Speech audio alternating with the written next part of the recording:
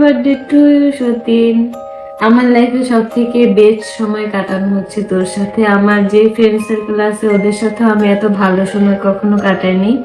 আর এইবার বার্থডেতে আমার ইচ্ছে ছিল অন্য কিছু গিফট করার, মানে আমি নিজে বানায়া দিতাম বা অন্য কিছু কিনে দেওয়ার, কিন্তু সময়ের অভাবে ওইটা আর কি পারা হয়নি। কিন্তু নেক্সট বার্থডেতে আমি ট্রাই করব, তখন আমি সুস্থ থাকবো, তখন তোর বার্থডেতে আমি ইউনিক ইউনিক জিনিস গিফট করবো।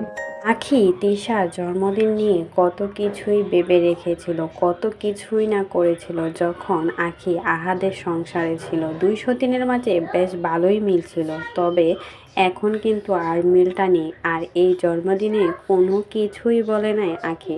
আখি নিজের মতো নিজের কাজ নিয়ে এখন ব্যস্ত হয়ে গেছে। এখন আর তিশাদের কোনো খোঁজ খবর রাখে না। যাই হোক, অনেক দিন তো একসাথে কাটিয়েছে, তবে তিশার যে জন্মদিন, তিশা কিন্তু আখিকে অনেক বেশি মিস করছে। আর সেটা কিন্তু তার ভিডিওতে বোঝা যাচ্ছে। আখিকে উদ্দেশ্য করেই কিন্তু লিখেছে, কেনই বা কল্পনা এত সুন্দর হয়, বাস্তবতা এত কঠিন কেন?